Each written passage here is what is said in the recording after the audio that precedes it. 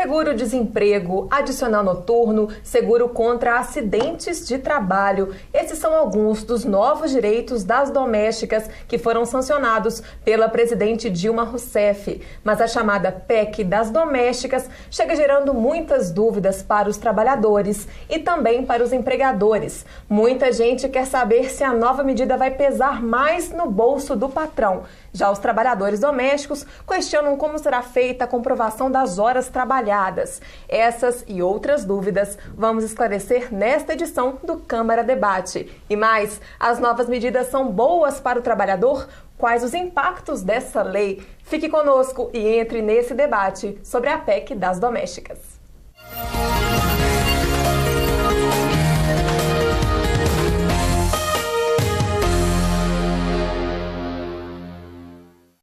Para conversarmos sobre o assunto, convidamos o presidente da Comissão de Direito Sindical da Ordem dos Advogados do Brasil em Minas Gerais e do Conselho Federal da OAB, Bruno Reis, o economista e vereador Gilson Reis, a diretora jurídica do Movimento das Donas de Casa e Consumidores de Minas Gerais, Geralda Lopes de Oliveira, e a professora do curso Prolabore e advogada trabalhista Fernanda Nigri.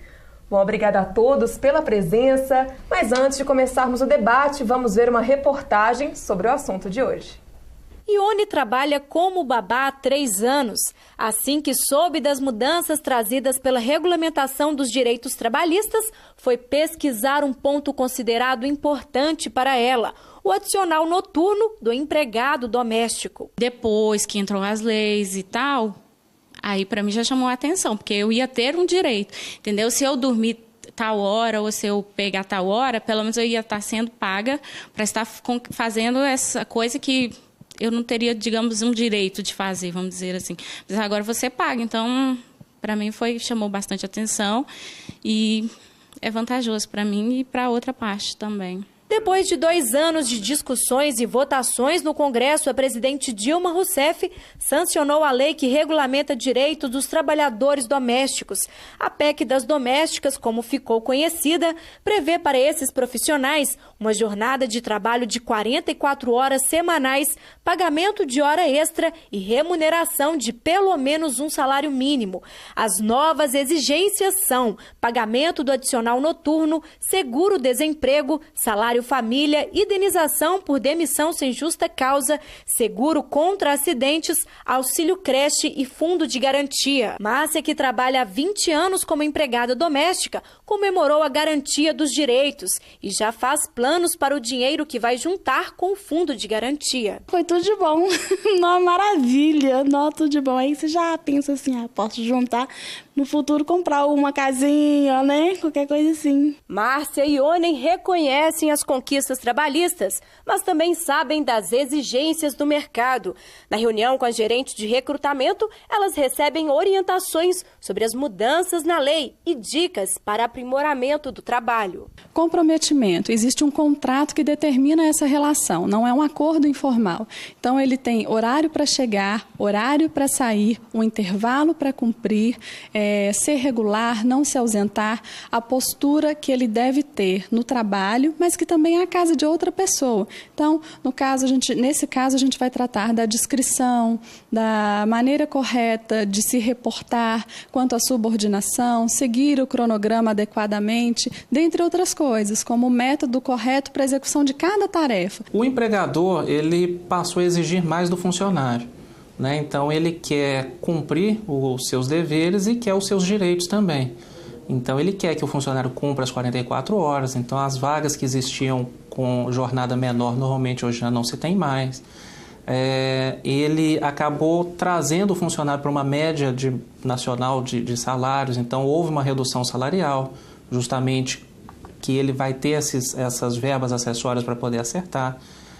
Então houve assim, um ajuste, mas trazendo um equilíbrio mesmo para a relação. O governo tem agora 120 dias para regulamentar o chamado Simples Doméstico, um sistema que vai unificar os pagamentos pelos empregadores dos novos benefícios, incluindo FGTS, seguro contra acidentes de trabalho, INSS e fundo de demissão sem justa causa, além do recolhimento do imposto de renda devido pelo trabalhador.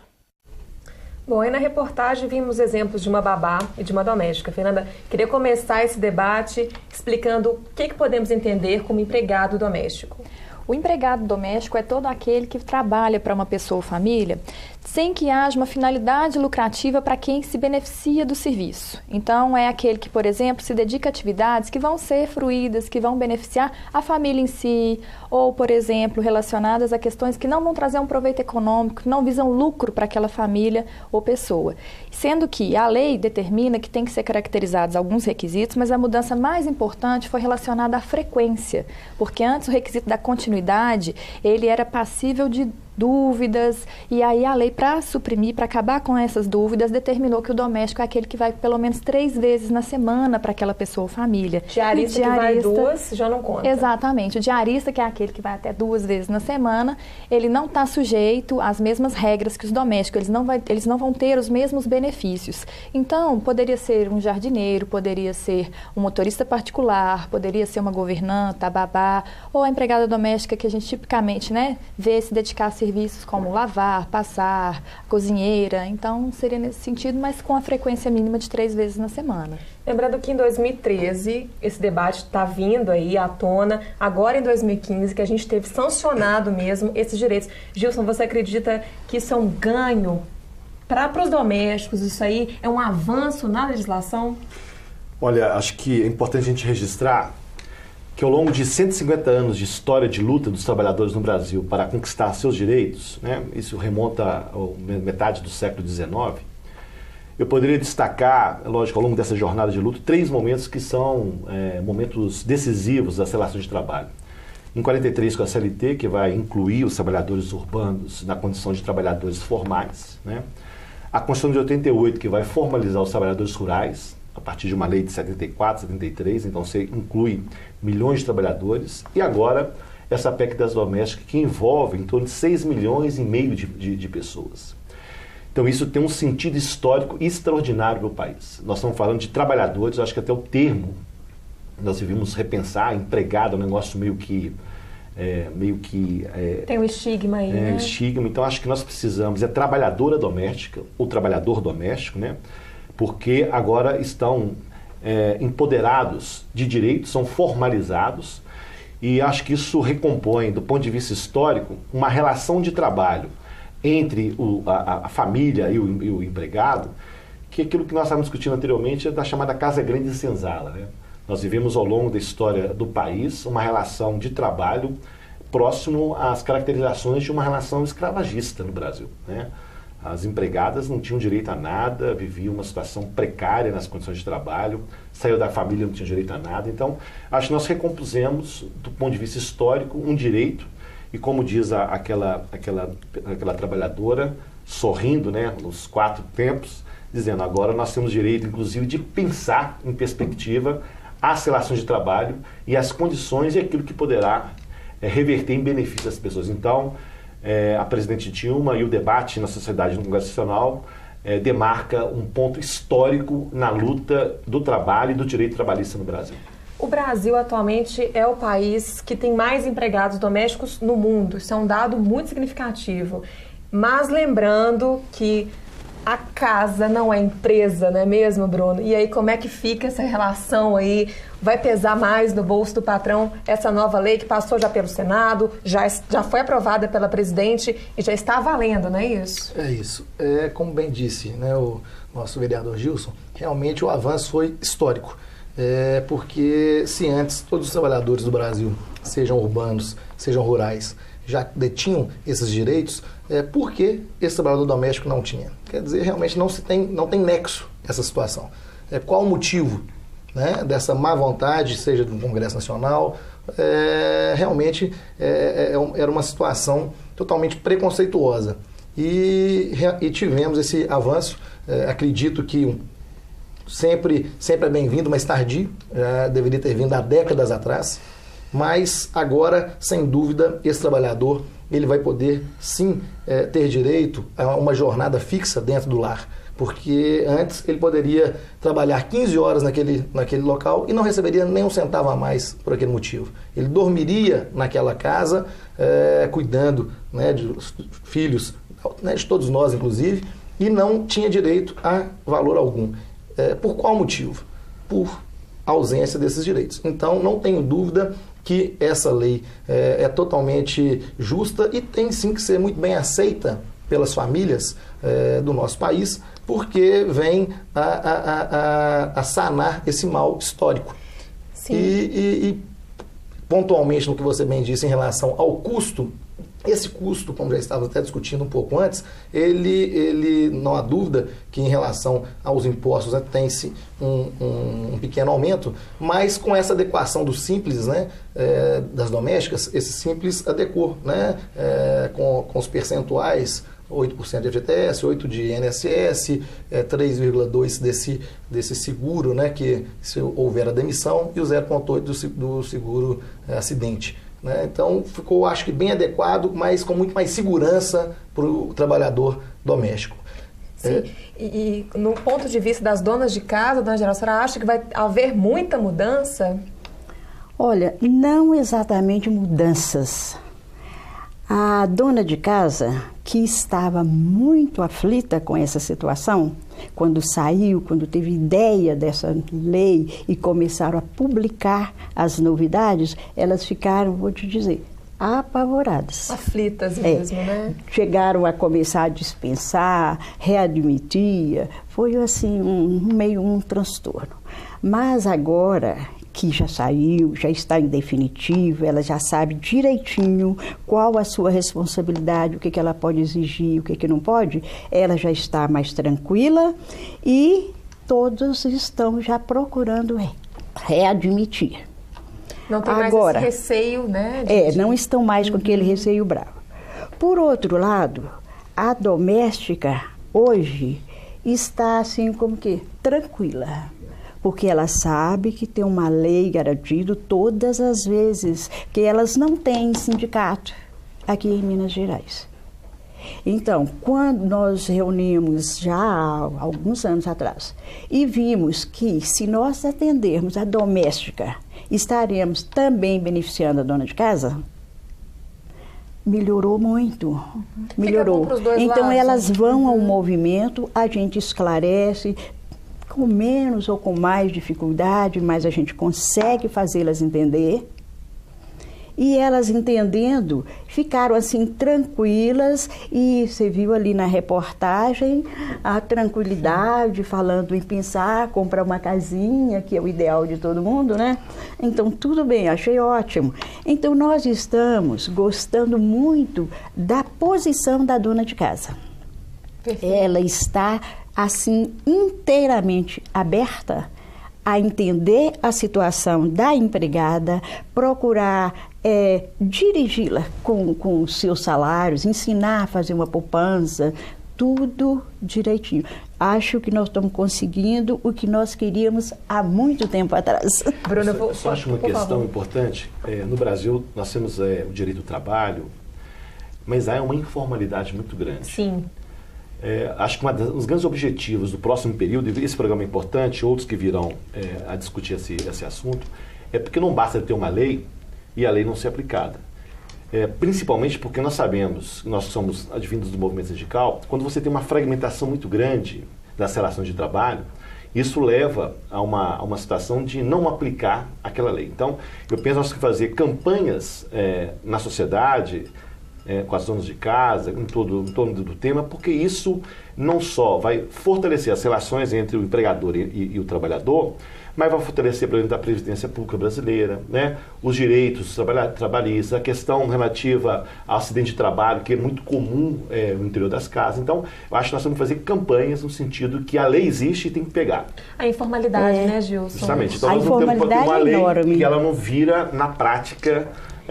Nós sabemos que o Ministério do Trabalho tem dificuldade em fiscalizar. Então, acho que esse é um objetivo, fazer campanhas e conscientizar as donas de casa que é preciso formalizar o trabalho. Indiretamente, essa lei veio beneficiar nesse aspecto. Vai concorrer bastante para a formalização do trabalho do doméstico. E o reconhecimento até moral, né? Os próprios domésticos se verem ali não é mais valorizadas. Você vai ter que assinar na carteira, os meus direitos são esses, né? É muito importante. E principalmente agora que nós tínhamos donas de casa pessoas idosas, sem muito meios. É que o cuidador de idoso também entra no comum, sem poder colocar um cuidador para cuidar do marido, ou o marido colocar para tratar da esposa doente, qualquer coisa assim. Precisava de contratar uma empregada que pudesse dar pelo menos o banho e alimentação, tantas horas por dia, só pouco tempo por dia, ou tantas vezes, 2, 3 vezes por semana. E não podiam. Agora pode. Elas vão ficar felicíssimas com isso, porque é uma situação muito tranquila para elas, saber que tem uma pessoa que entende do assunto, olhando aquele doente, aquele idoso. Pois é, mas vamos pegar um gancho nisso que a senhora falou. Fernanda, vou colocar um cuidador de idoso para olhar os meus avós. Ele vai dormir lá, ele vai ter um esquema até às vezes de 12 por 36. E aí, como é que fica para quem vai pagar? A primeira questão relevante em relação a isso, considerando que a gente viu na reportagem a jornada pode ser de 8 horas, a carga semanal pode ser de até 44, mas de acordo com a necessidade daquela pessoa, família, pode haver uma flexibilização, um acordo escrito entre o empregador e a empregada para que haja a adoção do regime de 12 horas de trabalho por 36 horas de descanso. Além disso, nesse exemplo que a dona Geralda até colocou, se a necessidade não for durante toda a semana, né, se existir a necessidade durante 3 vezes na semana, por exemplo, é possível estipular uma carga semanal menor. E aí, pensando no custo que isso representa, ele não vai ser o valor do salário mínimo, não vai ser esse o valor devido, porque a lei permite a contratação para uma carga de até 25 horas semanais. 25, desde que não supere 25 horas. Exato. É possível. E aí o pagamento será proporcional às horas. Isso. Então não vai onerar tanto aquele empregador. Vai resolver muitos problemas. Exatamente. Essa flexibilização nesse sentido resolve muitos problemas. E um outro ponto específico em relação ao empregado que dorme na residência é o fato da lei deixar claro, é claro que isso depois, com o tempo, com o amadurecimento das relações nesse novo contexto, vai ensejar decisões jurisprudenciais no sentido de rever e de interpretar a norma. Mas a norma está claramente colocada no seguinte sentido: só é considerado como jornada o tempo efetivamente trabalhado e o tempo à disposição. Então, essa empregada que dorme, nesse contexto, uma cuidadora de idosos, né?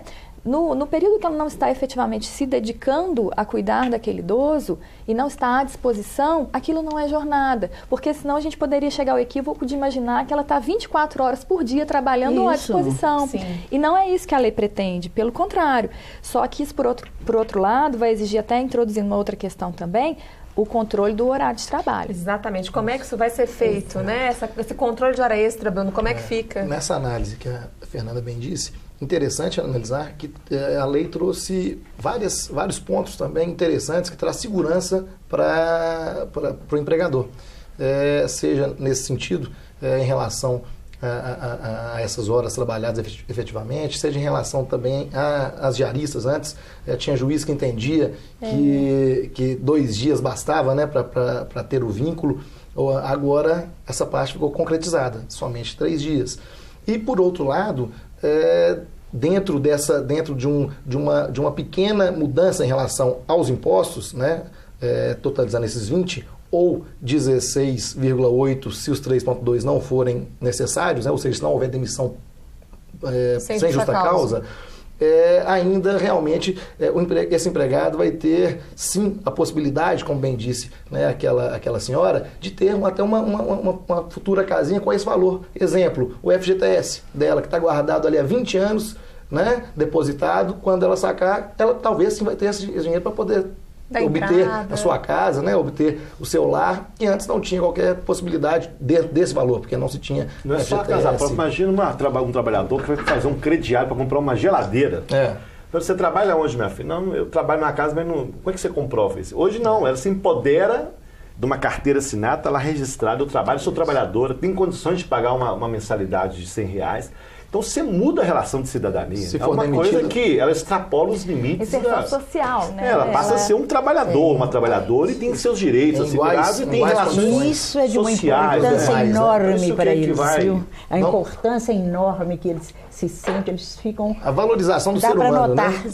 Por que dessa desvalorização anterior? A gente estava discutindo. Repleto de direitos, né? De deveres, né? Perfeito. Nós vamos continuar o bate-papo aqui, tá bom? Começando a esquentar. Nós vamos para um rápido intervalo. Você não sai daí. Nós voltamos já já.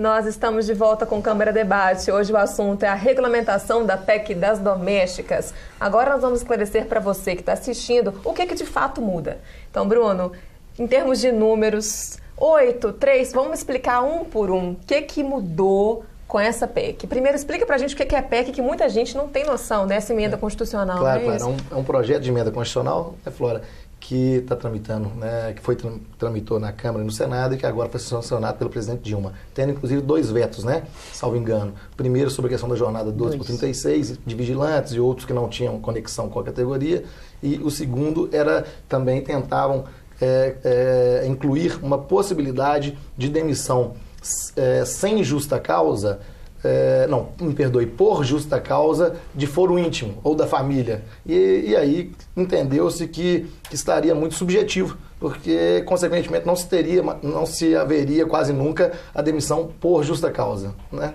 Sempre seria, sem justa causa, sempre seria por justa causa. E não se teria, consequentemente, os 40% da FGTS, seguro-desemprego, que são todas essas vitórias.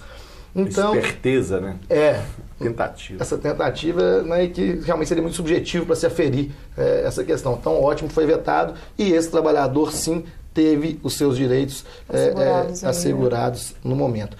E na prática, naquela família onde o empregado, o trabalhador doméstico, ele trabalha em uma jornada normal, dentro das 8 horas diárias ou 244 semanais, onde ele não dorme naquele local, ou se ele dorme, ele simplesmente dorme realmente e não fica à disposição, não tem qualquer acréscimo em relação a essa parte de hora extra, de tempo à disposição, de sono noturno. Em relação aos impostos, nós já adiantamos a situação, que também praticamente não muda.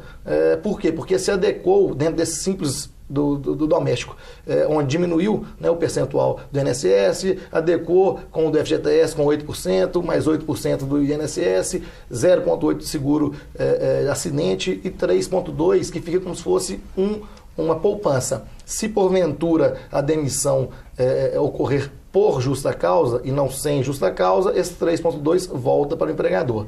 Então, na prática, a mudança para o trabalhador foi enorme, extraordinária, histórica, onde esse trabalhador, além de tudo que nós já dissemos aqui sobre o valor monetário, né, que ele vai se beneficiar e de forma correta e justa, mas principalmente ele, assim, estará como os demais trabalhadores, tendo o seu direito de cidadão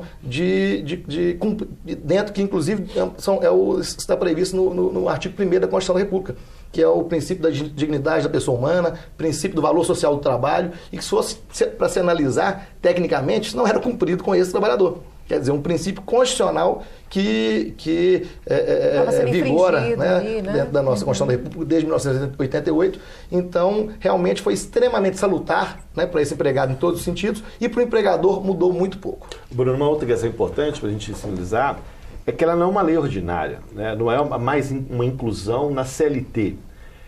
O governo e os legisladores tiveram a preocupação de estabelecer a lei na Constituição Federal Brasileira. Está no artigo 7º da Constituição Federal. Então é uma lei, não é uma lei transitória, é uma lei frágil, vamos dizer assim, porque para mudar essa lei agora precisa de 3/5 da votação do Congresso Nacional, da Câmara e do Senado. Então, o sentido histórico também tem a ver com isso. A forma como foi definida a lei, consolidada a lei, e ela se torna, então, permanente. Então, e por isso que é importante, né? A PEC ela não é uma lei instável, é uma lei mais duradoura e sinaliza nessa formalização desse direito do trabalho.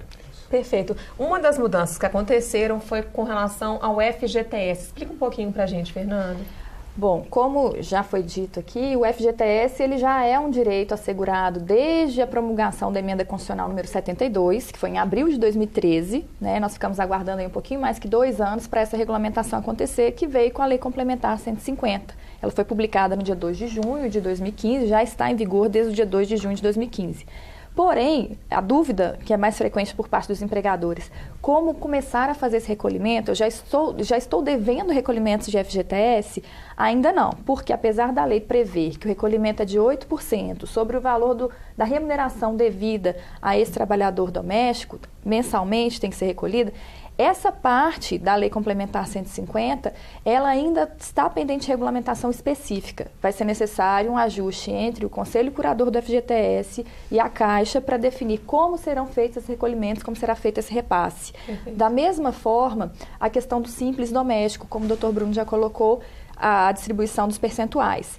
A ideia é desburocratizar, justamente naquela linha de que o empregador doméstico não é uma empresa, então ele não tem os mesmos parâmetros, ele não tem as mesmas funcionalidades, contador, né? Não tem esse custo, a burocracia, ele não está acostumado a isso. Então a ideia é que com uma única guia seja possível fazer os recolhimentos para a Previdência Social, a cota do empregado não muda, varia de 8% até 11% de acordo com a faixa salarial.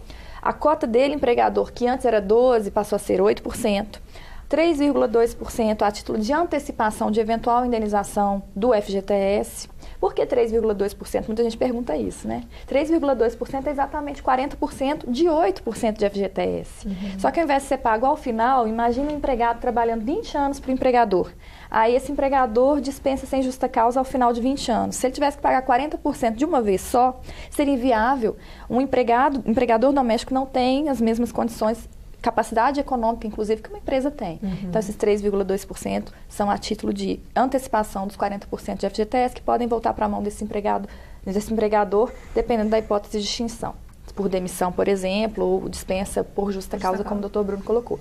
Além disso, o 0,8%, que é o seguro contra acidente do trabalho, e aí fechando os mesmos 12%, porque para o empregador custava 12% de previdência social. Esses 12% foram distribuídos entre vários credores e acresceu-se os 8% a título de FGTS. Porém, justamente pelo fato de serem vários credores diferentes, é necessária essa regulamentação no prazo de 120 dias, porque a gente precisa de uma atuação conjunta do Ministério da Previdência Social, do Ministério da Fazenda e do Ministério do Trabalho. E da Caixa Econômica. E da Caixa, que é a gestora do FGTS. Então, justamente por isso, ficou um pouco aquela expectativa assim, né? Ah, mas então regulamentou, mas não regulamentou? Esse ponto especificamente não tinha como ser regulamentado sem a participação daqueles que vão fazer funcionar o sistema efetivamente. Mesmo, exatamente. Né? Você citou aí o 0,8 do seguro, né? Contra acidentes de trabalho. Estou na minha casa, doutora Geralda, a moça cai de uma escada ou o jardineiro se corta. Como é que fica a situação?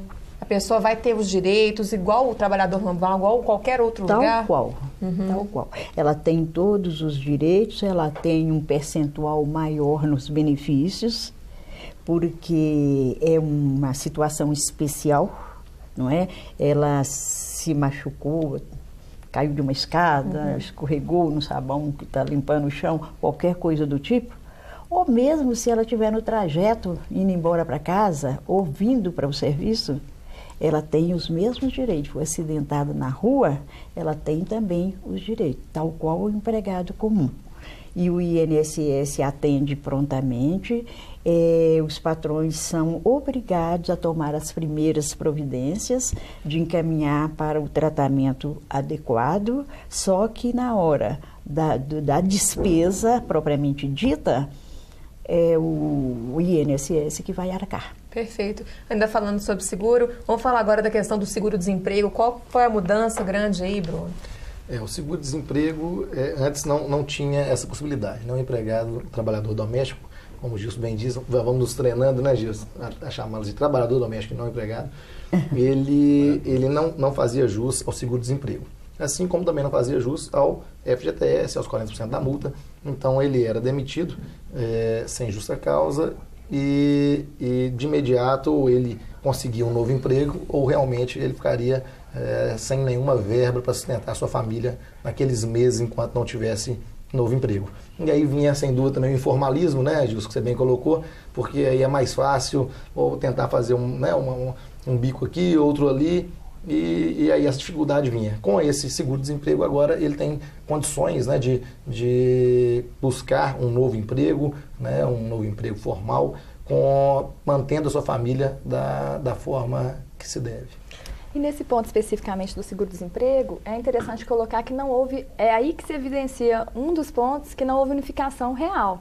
Porque a Lei 150, a Lei Complementar 150, ela prevê que o empregado doméstico, se fizer jus ao seguro-desemprego, serão 3 parcelas no valor de um salário mínimo. Importante. Que não é igual ao tratamento que é dado aos empregados urbanos e rurais, que podem chegar até 5 parcelas, existe um teto. Por que será essa diferença? Essa diferença não tem uma justificativa na lei, mas é porque o Fundo de Amparo do Trabalhador está relacionado. O seguro-desemprego está relacionado, amarrado, né, ao FGTS. Questões burocráticas o amarram ao FGTS. Justamente por isso que vai depender também dessa mesma regulamentação do simples doméstico para passar a ser devido. Mas eu acredito que tem a ver com a capacidade econômica, justamente. O recolhimento que é feito pelos empregadores rurais, né, a contribuição que eles fazem para o fundo não é a mesma que uma empresa faz.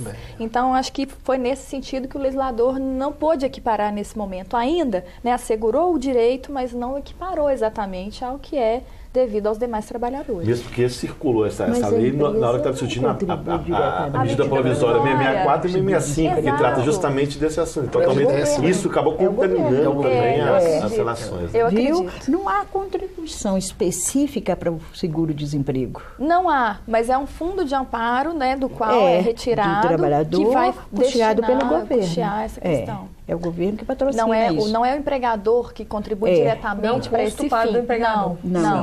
Não, mas é algo que está relacionado aos recolhimentos de FGTS. E como os recolhimentos do FGTS que o empregador doméstico fará não são na mesma monta, né, na mesma ordem que os demais empregadores, eu acredito que o legislador tenha Nós temos uma boa parcela de empregados, eu digo quanto às domésticas, uma boa parcela que tem aí a contribuição para o FGTS desde o ano 2000.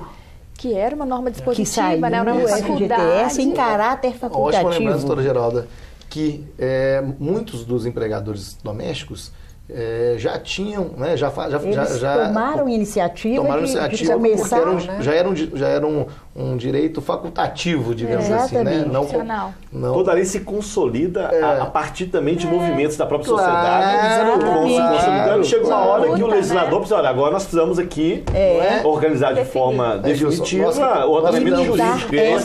A sociedade está se adiantando em beneficiar, não é? Ela se transforma na luta coletiva. Nós que atuamos bastante nesse meio sindical, né, a advocacia de sindicatos, inclusive só para sindicatos de empregados, dias de passagem, e de servidores públicos, você que vem do movimento sindical, a gente sabe que quando nós temos a intenção de colocar uma cláusula na convenção coletiva ou no acordo coletivo e aquele, no caso, né, o empregador não aceita, o que a gente pede de imediato? Não, então vamos colocar essa cláusula no plano de saúde como facultativo, não é isso? Não é isso, Gilson? Por quê? Porque com isso o pessoal já vai acostumando com a ideia no outro ano, na negociação coletiva. Né? Aí nós brigamos novamente, se não dá numa outra a gente já consegue. Tem mais então realmente, ótima lembrança, doutor Geraldo, foi muito importante também essa faculdade que tinha, né, os empregadores em fazer o pagamento da FGTS, o depósito, e muitos dos empregadores já faziam isso. E para estes, inclusive, não houve mudança alguma, né?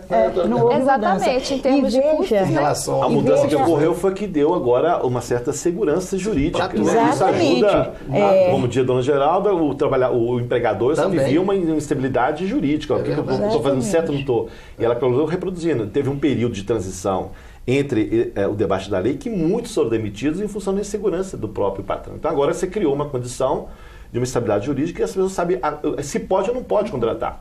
Porque também eu acho que um empregado doméstico, uma empregada doméstica, é um certo luxo. Se nós olharmos outras sociedades mundiais, você vai na Europa, nos Estados Unidos, a questão do trabalhador doméstico é quase inexistente. Então, também de como essa sociedade se organiza, né? Claro. Então, isso também vai se estabelecendo também uma nova norma societária. Um avanço, né, social. E tem esse aspecto sociológico também, que o Gilson bem colocou no início, que tem a ver com a gente não valorizar o trabalho manual, o trabalho braçal, da mesma forma que o trabalho intelectual, né? Então, no Brasil, a gente também tem resquícios dessa nossa evolução econômica e trabalhista relacionados a isso. Então, por isso que no Brasil a gente tem uma quantidade muito grande de empregados domésticos, porque em tese eles realizam um trabalho, mesmo que não consciente, a gente acha que não tem tanto valor, que é um equívoco pensar dessa forma, né? Do trabalho totalmente equivocado, você vê porque a gente não vive do serviço dela depende até nossa saúde. Exatamente. Não é? Ela que prepara nossas refeições, ela que cuida das nossas crianças. Então nós dependemos delas enormemente. Com certeza. E as donas de casa, inteligentemente, correram e fizeram a inscrição dela na Caixa para contribuir. Por quê? Adivinha por quê? Para conquistar a confiança da empregada, assim mesmo, plano de saúde. Da trabalhadora, dona Geralda. A trabalhadora. As palavras têm um sentido simbólico e histórico. Trabalhadores domésticos. O plano de saúde, por exemplo, é uma despesa meio não, é bem alta. É Todo pesada, mundo sabe, sim. É uma despesa pesada. Muitas donas de casa fazem no aniversário da empregada, da trabalhadora, dão de presente a ela aquele plano de saúde. Paga. Por quê? Para conquistar a trabalhadora. Para conquistar essa trabalhadora. Porque a atenção com a família redobra. Sim, é verdade. Confiança. Mas é um negócio inteligente. Foi bem bolado isso, viu? Nós já estamos chegando aqui na reta finalíssima do programa. Quando o assunto é bom, né? Eu vou para as considerações finais de vocês aqui. Num geral, vocês acreditam que a lei foi bem elaborada? Prazo para elas começar a valer, já está valendo esses 120 dias do Simples, né? Como a senhora já citou. Eu queria uma frase de cada um, porque a gente está assim, super no final. Gilson, quer começar para a gente? Olha, eu considero um feito histórico, direito do trabalhador, da trabalhadora. É lei na Constituição Federal Brasileira. Há um período de transição em qualquer lei, na regulamentação, isso é normal nas leis. E penso que a partir da lei, a partir desse momento, nós temos agora que trabalhar no sentido da formalização. E um programa como esse ajuda a criar consciência na sociedade da objetividade de transformar a lei na prática. Então, acho que é excelente e eu digo novamente, um fato histórico na sociedade brasileira. Dona Geralda, alguma frase aí? Eu acho que a isonomia é até um dever do cristão. Eu acho falta de caridade coletiva a gente achar que o empregado doméstico é menor do que um executivo qualquer. Não é. Cada um no seu lugar. Perfeito. É a antiga frase, cada macaco no seu lugar. Bruno, uma frase. Essa lei, não há dúvida que ela simboliza um resgate social histórico. E vem a cumprir para esses trabalhadores domésticos, que são tão trabalhadores, detentores de direito quanto qualquer um, efetiva-se os princípios constitucionais da dignidade da pessoa humana e do valor social do trabalho. Agora sim, eles podem dizer que esse princípio também é respeitado para os trabalhadores domésticos. Fernanda, para finalizar, o trabalhador ou o empregador que tem dúvidas, como deve fazer? Eu acho que o desafio agora é se informar.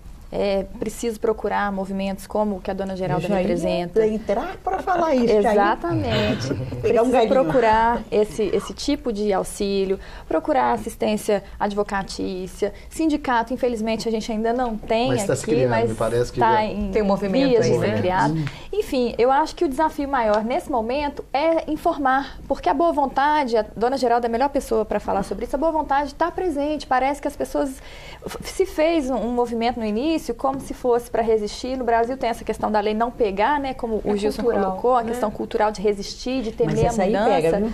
Mas essa eu acho que já pegou, né, dona Geralda? Em 2 anos as pessoas já estão se adequando. O movimento foi criado para beneficiar a dona de casa. Isso. E atualmente beneficia a dona de casa e sua empregada. Então... E sua trabalhadora. E sua trabalhadora. Gente, infelizmente. Sua trabalhadora. Eu estou tão acostumada com o termo que vai demorar um pouquinho, mas eu gostei muito, viu? Achei muito viável isso, muito bem bolado, muito bem pensado, viu? Eu gostei demais. Mas então é o seguinte, se o movimento foi criado para isso, por que não procurar? Fica aqui na região central, Guajajaras, esquina de Afonso Pena, Guajajaras 40, 24º andar. Perfeito. É o andar todo, não tem dificuldade nenhuma. O telefone lá é 3274 7227. Perfeito. Muito obrigada, fácil. viu, dona Gera? Estamos às ordens. Com certeza, portas abertas, né? Agradeço muito a presença de todos vocês, obrigada. Para você também, obrigada por nos acompanhar e até a próxima.